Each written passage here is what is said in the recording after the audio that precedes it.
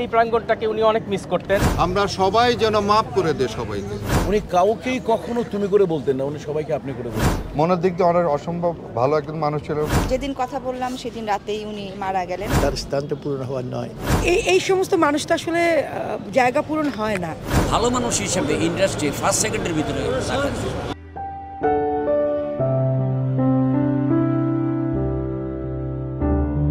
আমার বাবা প্রবীর মিত্র গতকাল 5ই জানুয়ারি 2025 রাত 10:30টার সময় ইন্তেকাল করেছেন। ইন্না লিল্লাহি ওয়া ইন্না ইলাইহি রাজিউন।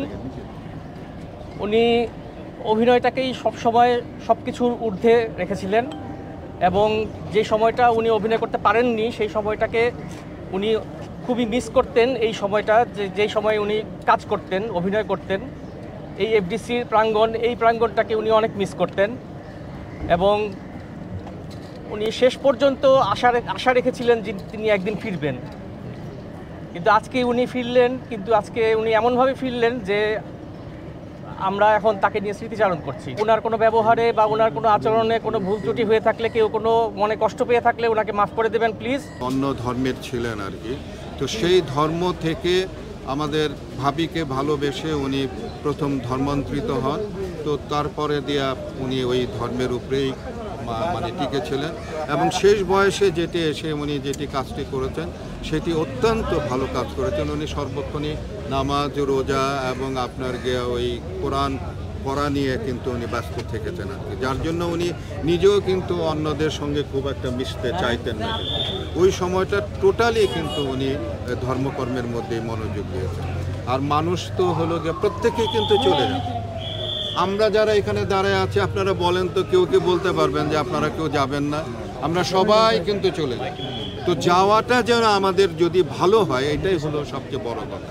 আর যাওয়াটা ভালো হওয়ার জন্য হলো গিয়ে কি, যে আমরা সবাই যেন সবার জন্য দোয়া করি, আমরা সবাই যেন মাফ করে দেয় সবাইকে। প্রবীর মিত্রর কাছ থেকে শিখেছি একটা শিল্পীকে একটা শিল্পী হিসেবে পরিচয় বহন করতে হলে কালকে জন্ম থেকে মৃত্যু অবধি সেটাকে বহন করতে হবে। প্রবীর মিত্র সাহেব, আমি সবসময় উদাহরণ দেই যে অনিয়ন্ত্রিত লাইফ আমাদের জীবন থেকে, আমাদের ফিল্ম ইন্ডাস্ট্রি থেকে অনেক বড় বড় মহাতারকাকে ছিনিয়ে নিয়েছে, কেবলমাত্র অনিয়ন্ত্রিত লাইফ।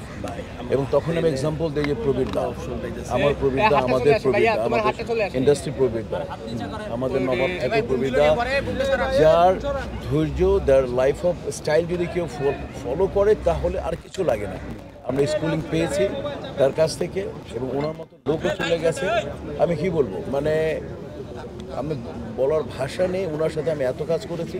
আমার জীবনে, আমার সাকিবের জীবনে, বদিউল আলম খোকনের জীবনে সবচেয়ে বড় ছবিটাই হচ্ছে প্রিয়া আমার প্রিয়া, এবং ওইখানে মেইন ক্যারেক্টারই ছিলাম আমি ছিলাম, আমি ডিআইজি ছিলাম, উনি কনস্টেবল ছিলেন। এই যে আমাদের কেমিস্ট্রি ছিল, মানে আমি বলে বোঝাতে পারবো না যে এই ছবিতে, মানে একদিন আমাকে ডেকে বললেন, উনি সবসময় আপনি করে বলতেন।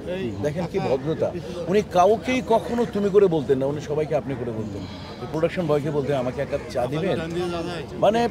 এবং শিল্পী সমিতিতে অনেকবার ভাইস প্রেসিডেন্ট ছিলেন। অভিভাবক বলেন, বাবা বলেন, ভাই বলেন, বন্ধু বলেন, এত গুণী শিল্পী বলেন চলে গেল, আমাদের খুব কষ্ট হচ্ছে। এর আগে অঞ্জনাপা চলে গেলেন, খুব কষ্ট হচ্ছে, এটা ভাবার বাইরে ছিল। তো যাই হোক, আমাদের এই চলচ্চিত্র থেকে গুণীগুলো মানুষ চলে যাচ্ছে। আমি জানি না পরবর্তী কি হবে, তবে এখন আমাদের একটাই কাজ হবে, আল্লাহর কাছে যেন দোয়া করি, ওনার কাছে আল্লাহ বেশি করে। মনের দিক দিয়ে অনেক অসম্ভব ভালো একজন মানুষ ছিল। পরিবারের সকলকে উনি অনেক স্নেহ করতো। আমার 2 ছেলে, তারপর আমার শ্যালকের এক ছেলে, ওদেরকে অসম্ভব পছন্দ করতো এবং নাতিদেরকে সময় দেওয়ার জন্য উনি সবসময় চেষ্টা করতো এবং মানে ওরাও খুব খুশি থাকতো দাদার সাথে। সবই আল্লাহ তাআলার ইচ্ছা। তো আমি কালকেই কথা বলেছিলাম, না পরশুদিন আমি কথা বলেছিলাম যে আমাদের যে প্রবীর মিত্র মামা, ওনার ছেলের সাথে আমি কথা বলেছি যে আমি দেখতে আসতে চাচ্ছিলাম, তো আমি কি আজকে আসবো? তখন বলল যে আপু আজকে তো ডাক্তারদের সব বোর্ড মিটিং বসবে, আমিও দৌড়াদৌড়ির মধ্যে থাকবো, ভালো হয় আপু আপনি কালকে 4টা থেকে 5টার মধ্যে চলে আসেন। তো আমি বললাম ঠিক আছে। তো যেদিন কথা বললাম সেদিন রাতেই উনি মারা গেলেন। শেষ দেখাটা আসলে মামাকে দেখতে পারলাম না, এটাই। জানতাম না যে আজকে এমন একজন কি বন্ধুতে চলে গেল, প্রবীর মিত্র। মানে অসাধারণ একজন অভিনেতা। সেই তিতাসের দিনাম থেকে তার সাথে আমি কাজ করছি, একটার পর একটা ছবি করে যাচ্ছি। মিন্টু আমার নাম, প্রতিজ্ঞা, সব মানে সেই লোকটা চলে গেল। তার তো অভাব পূরণ, মানে তার স্থান তো পূরণ হওয়ার নয়। কে আসবে এখন বলো? সেইভাবে সব রকম নায়ক থেকে শুরু করে সব রকম চরিত্র সে করেছে। সে মানে আগে, এখন তো সে করতো, বাবা মানে ভাই, বড় ভাই সব করতো, সব চরিত্র করে সে একজন ছিল।